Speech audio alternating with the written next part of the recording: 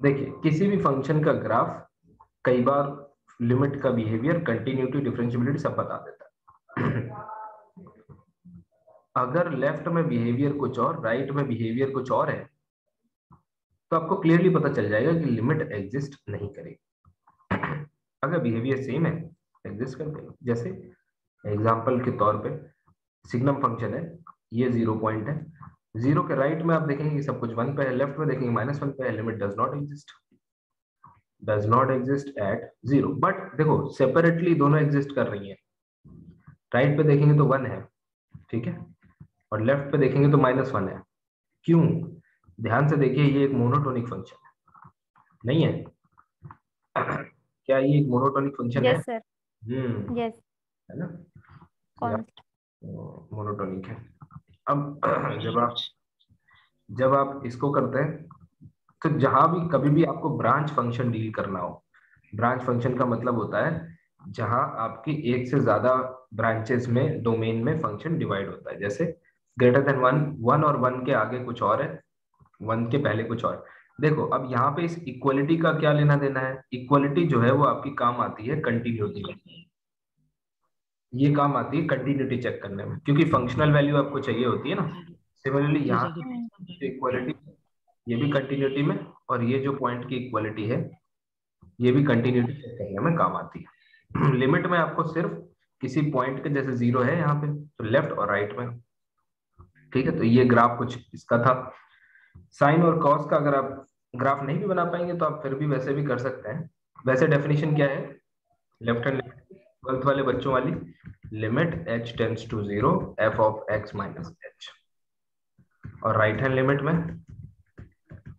Limit h tends to 0 x plus h। याद रखिए sequential क्या है? For every sequence an converging to a, of an must converge to. अब देखिए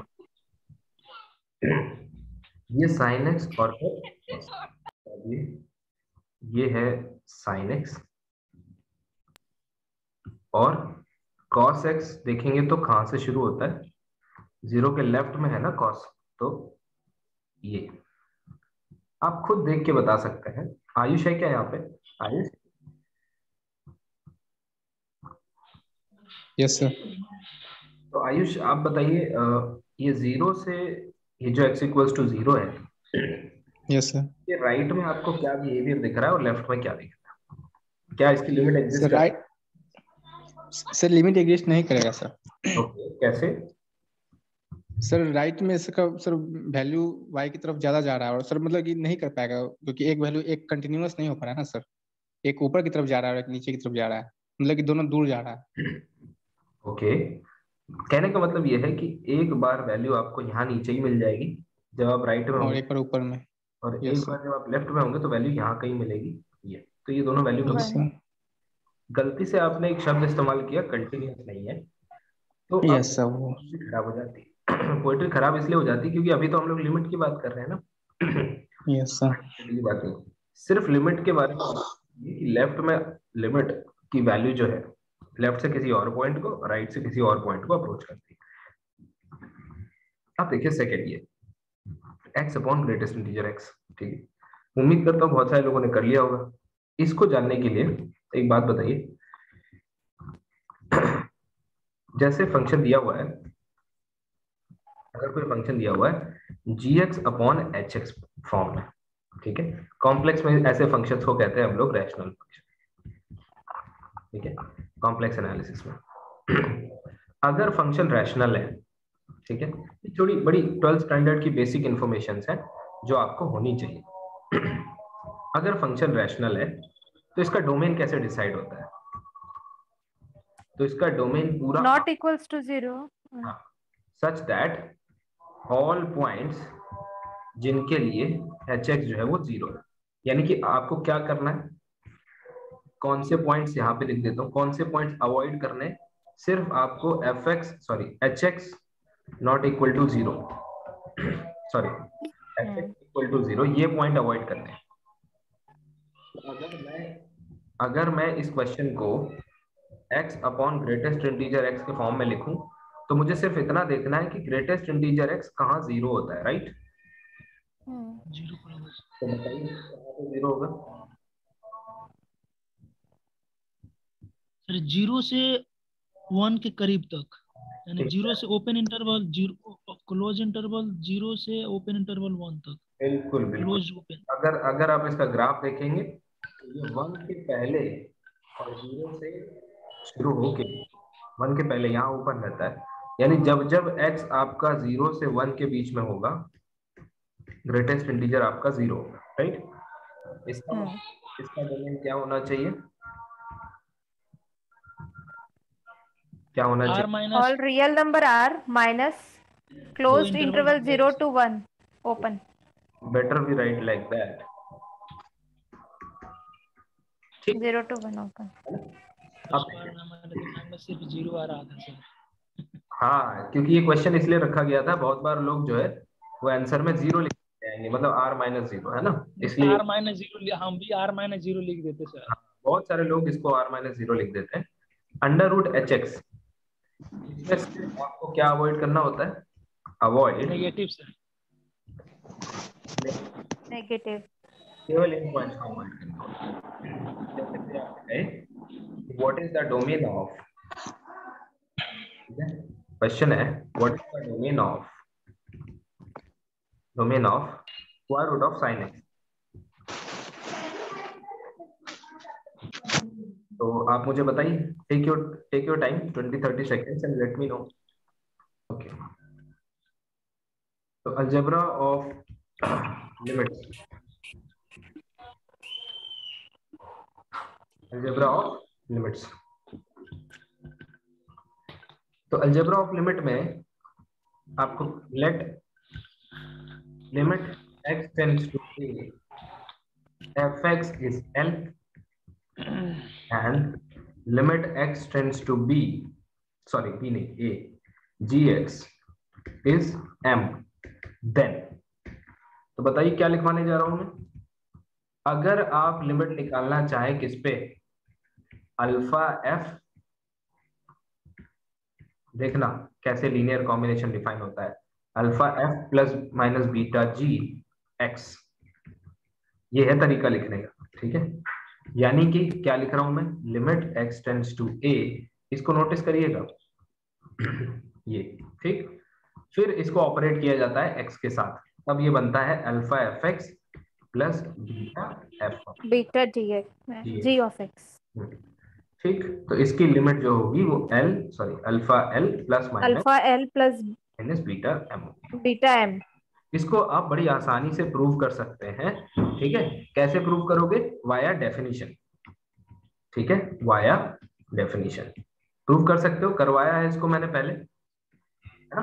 कि अगर f की लिमिट, इसका मतलब क्या है कि whenever x minus a is less than delta it implies fx minus l less than epsilon, ये गिवन है आपको। और दूसरा क्या गिवन है? gx minus m is less than epsilon। Proof क्या करना है?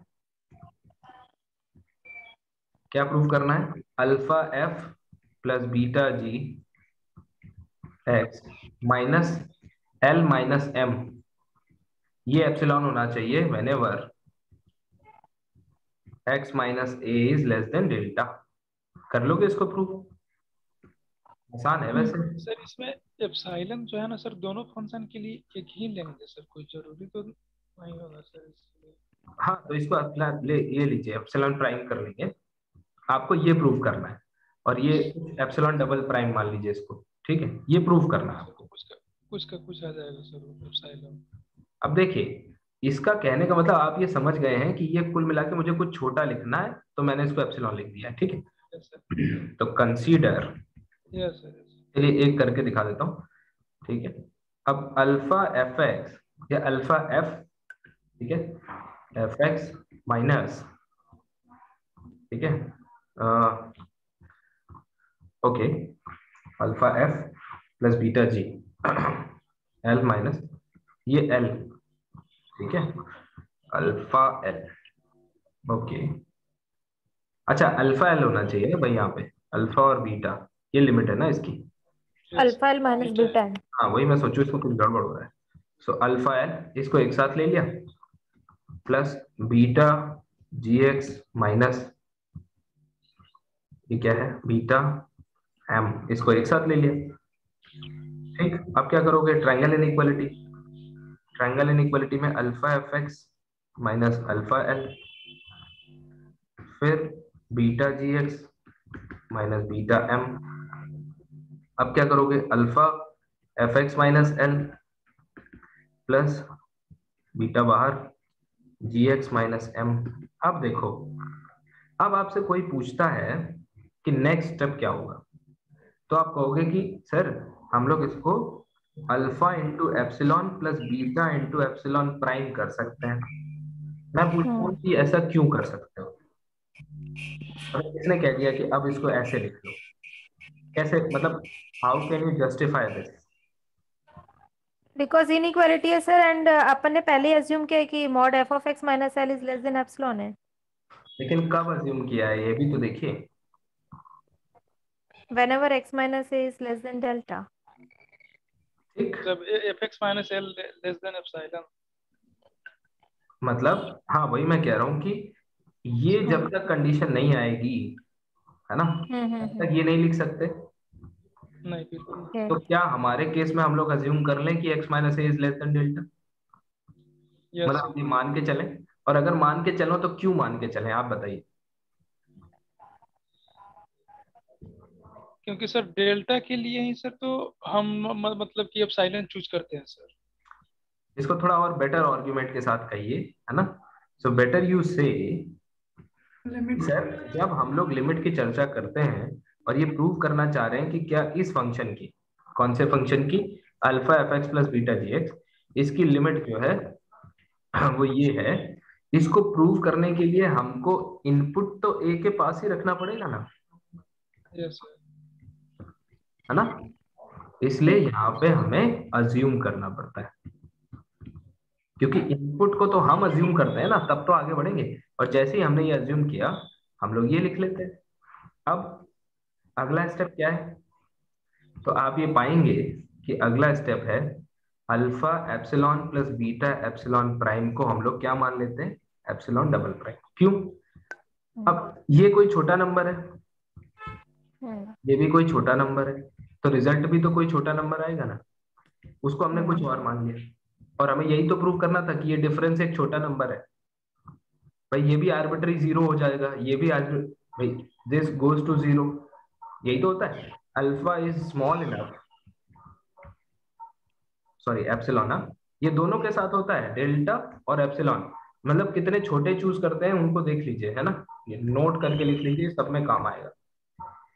Delta and epsilon are small enough to approach to zero. कोई पूछे कितने छोटे होते हैं, क्या तो बिल्कुल जीरो की तरफ टेंड कर रहे होते हैं। तो अब ये समझ में आया कि जब ये जीरो को टेंड कर रहा है, ये जीरो को, तो अल्फा बीटा कितने भी बड़े हों, नो मैटर, है ना, how large alpha and beta are. मैं ये कहूं कि 10 इंटू एप्सिलॉन है, ठीक है, और epsilon and epsilon tends to zero, तो बताइए 10 एप्सिलॉन का क्या होगा? जीरो, वो भी स्मॉल हो जाएगा सर। 100 एप्सिलॉन का क्या होगा? वो बिकॉज एप्सिलॉन हो जाएगा। सर वो ही होगा। समझ पा रहे हैं? Tends to इसलिए कोई भी आपसे कोई भी क्वेश्चन कर सकता है ना कि अल्फा बीटा तो रियल नंबर है, वो कुछ भी बड़े हो सकते हैं, आप कहोगे इनसे बच के थोड़ी जा पाएंगे। इसीलिए आपने बहुत बार देखा होगा कि जब ऐसी स्थिति आती है ना, तो बहुत सारे मैथमेटिशियन अपनी किताबों में ऐसे लिख देते हैं, देखिए कैसे। जब आता है m इंटू एप्सिलॉन, ठीक है, या फिर है ना m इंटू एप्सिलॉन, तो वो क्या कहते हैं, sorry m into delta, m into delta आ जाता है, तो क्या कहते हैं, choose delta as epsilon by m। कौन देता है ये लिबर्टी? जैसे इसको चूज करोगे तो m into epsilon by m, m will get cancelled, you will get epsilon. बताओ ऐसा होता है कि नहीं, देखा है? Yes sir, yes. तो आप समझ रहे हैं ऐसा क्यों होता है? क्योंकि m कितना भी बड़ा हो, ठीक है, हम ऐसा चूज कर सकते हैं क्योंकि एप्सिलॉन तो ऑलरेडी छोटा है, एम बहुत बड़ा नंबर है, तो 1/m और छोटा हो गया, तो ये तो वेरी स्मॉल नंबर हो गया। तो कोई भी स्मॉल नंबर हम चूज कर सकते हैं, है ना, ये हमें लिबर्टी है। फिर हमने इसका ही क्यों किया, ये आपको दिखाने के लिए कि देखो m और m कैंसिल हो गया। लेकिन अगर आप लोग समझदार हैं तो क्या यहीं से नहीं बोल देंगे कि सर यही तो है छोटा नंबर, इसमें कौन सा, ये थोड़ी बड़ा नंबर है, बताइए। Yes sir. है ना, तो अगर अगर आपने कई बार देखा होगा यहाँ से फुल स्टॉप हो जाता है, मतलब लेस देन दिस, आप कहते हैं कि इसमें जो है वो ऐसा अज्यूम कर लो, है ना, तो फिर ये एप्सिलॉन मिल जाए। अरे भाई, आप केवल इतनी बात तो कहना चाहते हैं कि ये नंबर बड़ा छोटा नंबर है, तो इतना कह दीजिए कि डेल्टा आर्बिट्री है, एम कितना भी बड़ा हो, m delta will also be arbitrary close to zero. खत्म हो गई बात, ये सब करने की क्या जरूरत है, बताइए, अग्री करते हैं?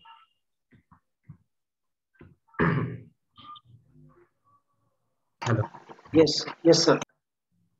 अग्री करते हैं? Yes sir. Yes sir. Okay okay, ठीक है, ग्रेट। तो यानी कि लीनियर कॉम्बिनेशन की लिमिट हमेशा एग्जिस्ट करती है, ये पहला है, ठीक है। यानी कि अगर f की लिमिट एग्जिस्ट कर रही है, g की लिमिट एग्जिस्ट कर रही है, तो alpha f plus beta g की भी लिमिट क्या होगी, एग्जिस्ट करेगी। एग्जिस्ट करेगी। एग्जिस्ट करेगी। इसको हमने कई अलग अलग, मतलब हमने अभी तक कुछ केसेस में देखे। दूसरा, अगर f इंटू जी की बात आ जाए तब क्या होगा, तब इसकी लिमिट मल्टीप्लाई हो जाएगी, ठीक है। यानी कि इसको कुछ ऐसे लिख सकते हो, limit x tends to a f into g it will be equal to, ठीक है, ऐसे लिख देंगे तो बेटर समझ में आएगा। Limit x tends to a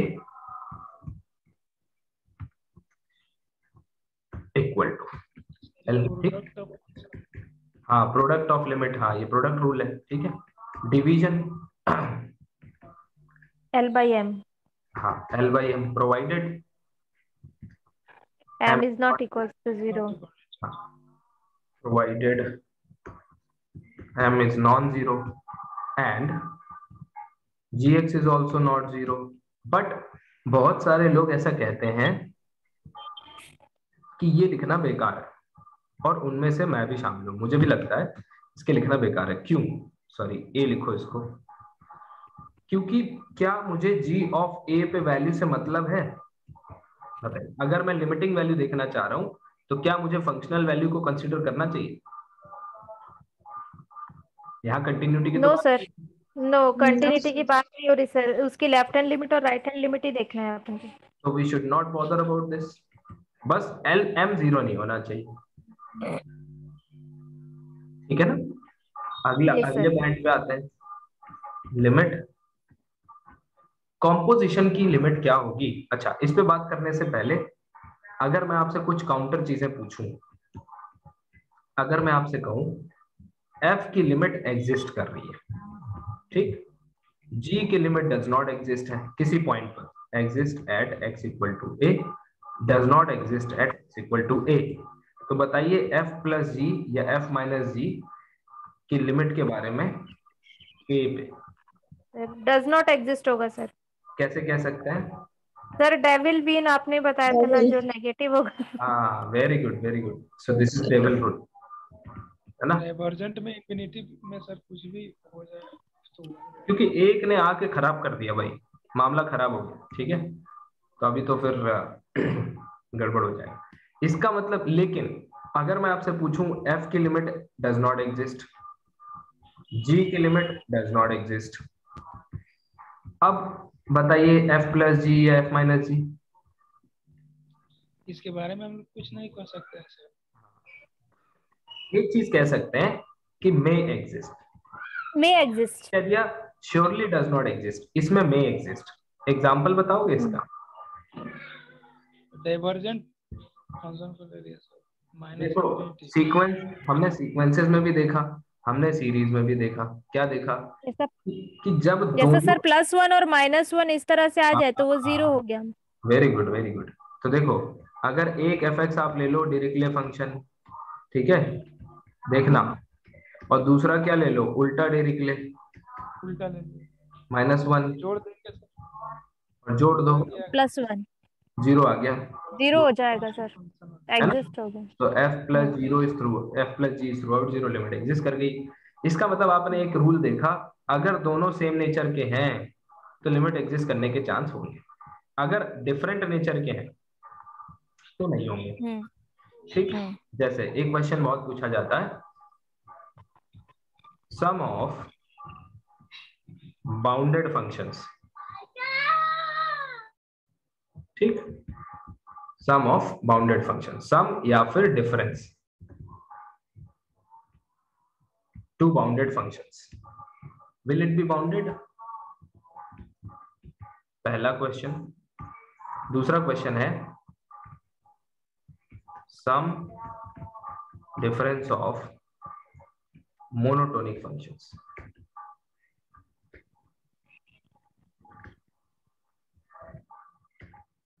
will it be monotonic? Think about it.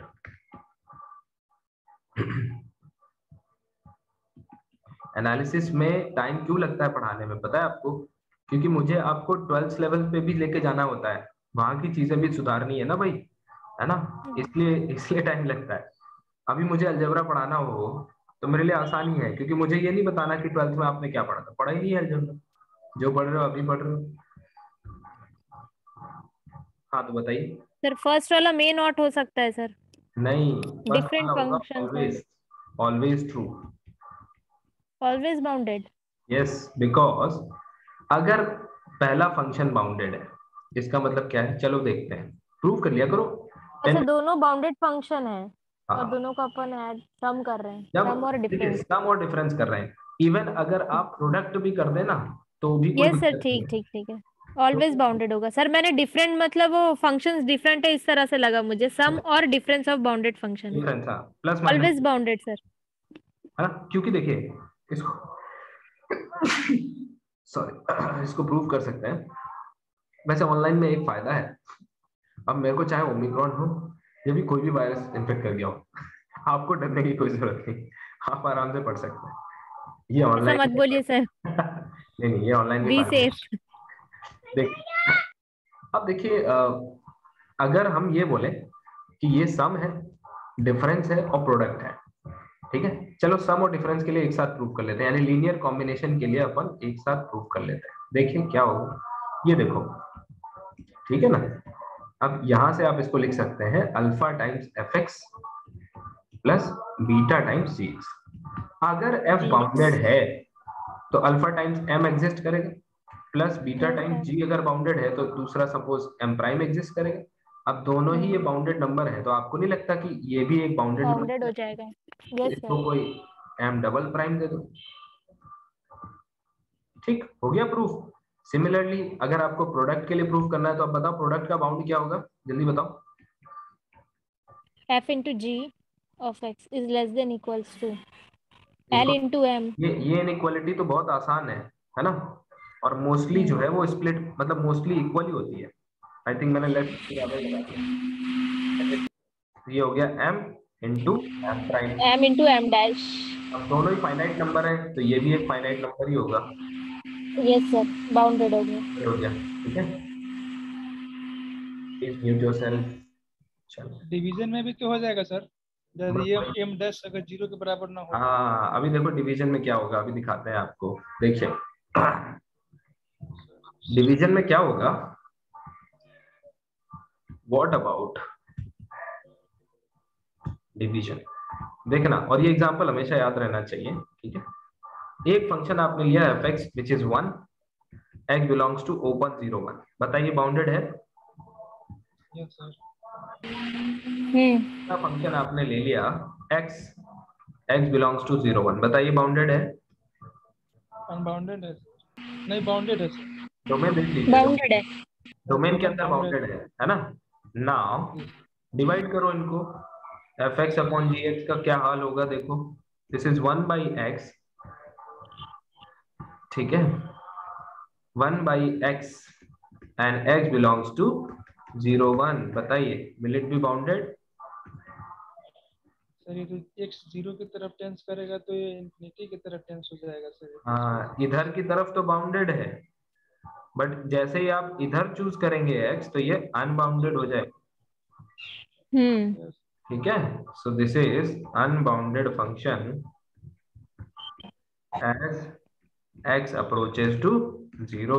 तो देखा आपने, डिवीजन में ऐसा हो जाता है। और ये इंपॉर्टेंट एग्जांपल है, इससे आप कई सारी चीजें प्रूव कर पाएंगे। आप प्रूव कर पाएंगे कि f अगर यूनिफॉर्मली कंटिन्यूअस है, g अगर यूनिफॉर्मली, सेम एग्जांपल्स है, ये दोनों ही यूनिफॉर्मली कंटिन्यूअस है, लेकिन f by g which is 1 by x it is not uniformly continuous in open 0 1, ठीक है ना। तो ये सेम एग्जांपल से आप यूनिफॉर्म कंटिन्यूटी भी काउंटर एग्जांपल दे पाओगे। और ये कई बार पूछा गया है, sine 1 by x 1 by x ये यूसी है कि नहीं है, कई बार पूछा गया है, ठीक है।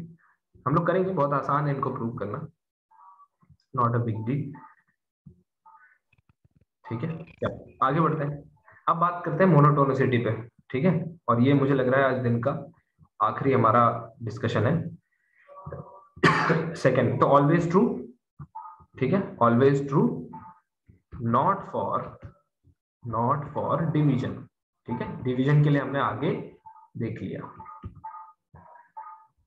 अब देखो, अगर मैं पूछूं मोनोटोनिक फंक्शंस के बारे में 2 मिनट इस पर भी चर्चा हो जानी चाहिए, तो इसको लिखो नीड नॉट बी ट्रू,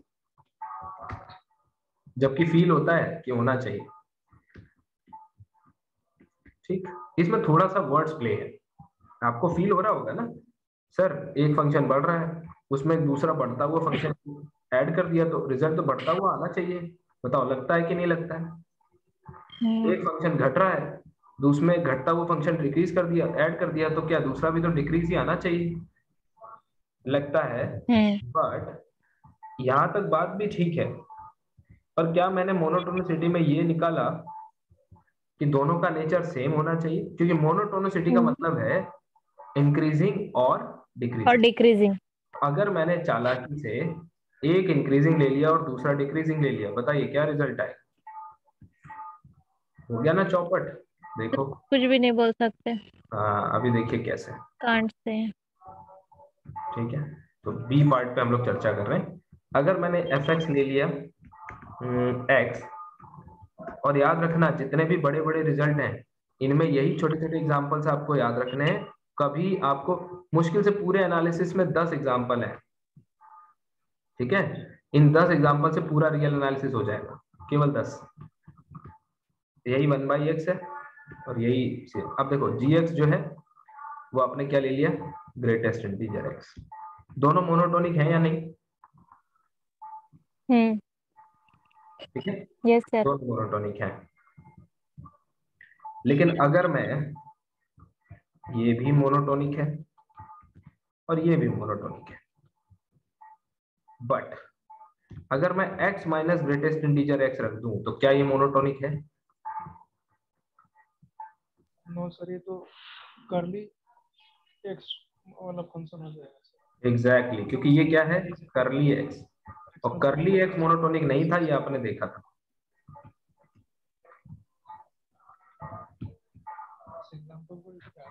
ठीक है ना। इसका मतलब मे और मे नॉट बी। प्रॉब्लम कहाँ हो गई, नेचर सेम नहीं है। ये देखोगे तो स्ट्रिक्टली मोनोटोनिक है कि नहीं, और ये ओनली मोनोटोनिक है, क्योंकि ये कुछ जगह पे सेम भी हो जाता है, ऐसे चलता है ना। और ये देखो स्ट्रिक्टली है, ये केवल डायरेक्टली ऐसे चलता है। बताओ भाई ठीक है कि नहीं। अगर नेचर सेम होगा तो ये रिजल्ट होल्ड कर जाएगा। तो इस पॉइंट को भी लिख लीजिए, result B holds if nature of both functions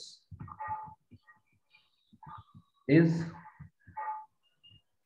same, ठीक है। अगर नेचर सेम होगा तो रिजल्ट B जो है वो होल्ड कर जाए, यानी कि या तो मोनोटोनिकली इंक्रीजिंग दोनों ले लो, मतलब स्ट्रिक्टली, ठीक है, स्ट्रिक्ट ले रहे हो तो फिर दोनों स्ट्रिक्ट हो, और अगर कैजुअल ले रहे हो तो दोनों फिर मोनोटोनिक हो, है ना। तो नेचर अगर सेम होगा तो आपका आसानी से एग्जिस्ट कर जाएगा, अगर नेचर सेम नहीं हुआ तो फिर एग्जिस्ट, ठीक है। सर अगर x प्लस ग्रेटेस्ट इंटीजर होता तो सर, अगर प्लस होगा तो भी आप कुछ कह नहीं सकते, यू कैन चेक, ये तो ग्राफ्स है ना, आप आसानी से चेक कर सकते हैं, आप वैल्यू डाल के देख लीजिएगा। ओके। ठीक है, अब देखिए लास्ट 60 सेकेंड्स की बात, मैं एक छोटी सी बात करना चाह रहा हूं यहाँ पे कंटिन्यूटी के बारे में, सिर्फ और सिर्फ दो चीजें। पहली point based property, point based property है, ठीक है, पहली चीज ये है। दूसरी चीज क्या है कि जिस पॉइंट पे कंटिन्यूटी चेक हो रही है ना, जैसे पिछली बार मैंने क्या कहा था, जिस पॉइंट पे लिमिट चेक करते हैं वो पॉइंट क्या होना चाहिए, क्या होना चाहिए, लिमिट पॉइंट होना चाहिए डोमेन का। लेकिन डोमेन में हो, लिमिट पॉइंट, डोमेन में हो ऐसा जरूरी नहीं है, लिमिट पॉइंट होना चाहिए, ठीक है। लेकिन कंटिन्यूटी में that point has to be in the domain. क्यों? क्योंकि कंटिन्यूटी में उसके फंक्शनल वैल्यू की जरूरत पड़ती है, the point at which we discuss continuity must belong to the domain of f, ठीक है। why? because we need functional value। ये बड़ा छोटा सा मतलब ऑब्जर्वेशन है, लेकिन आपको लिमिट के कॉन्सेप्ट से डिफरेंट दिखाई देता है, ठीक है। In case of limit, it only, it should only be a limit point of domain of function, ठीक है।